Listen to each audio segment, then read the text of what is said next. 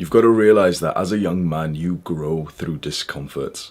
This is something that's never really been taught to you before because every technological advancement has pushed more comfort into our lives. You've probably seen a lot of the same Jeffrey propaganda, like weak modern man propaganda that I have. That young people are under too much pressure. There's not enough pressure. Men are built through pressure, stress, and challenge. And so what you see around you is this social conditioning for you to be weak because they want you to have less pressure, less stress, and less challenges. You're coddled till age 18 in the education system and then usually pushed into university, coddled again for another 4 years. You aren't given the space or even the mindset to grow.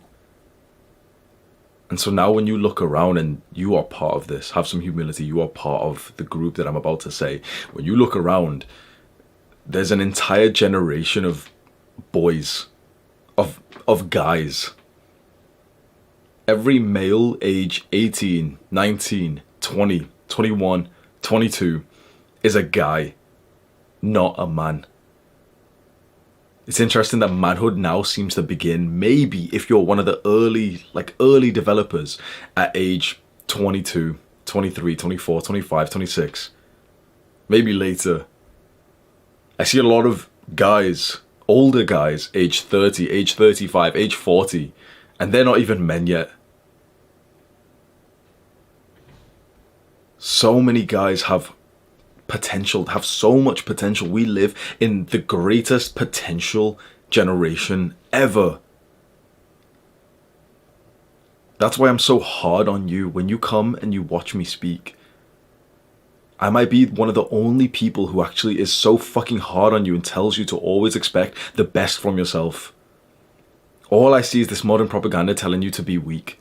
And this, we're not part of that normal person culture anymore, right? So this, the ultra Jeffreys, and we're not part of them. We don't watch like fucking Netflix or anything. We're past that level now.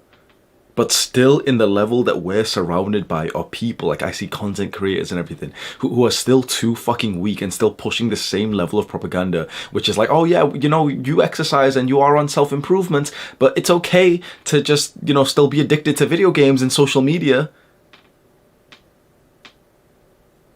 You still see this in the space that we are in. You must understand this, that 1 hour of video games a day is unacceptable.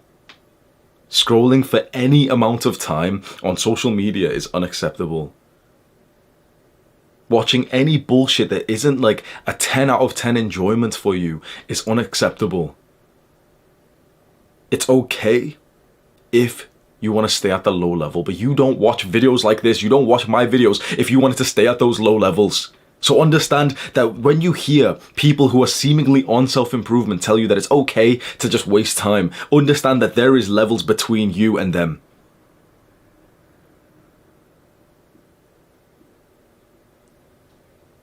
I think it's a disgrace to have untapped potential. Because not only for yourself, how you feel and think about yourself is so incredibly important.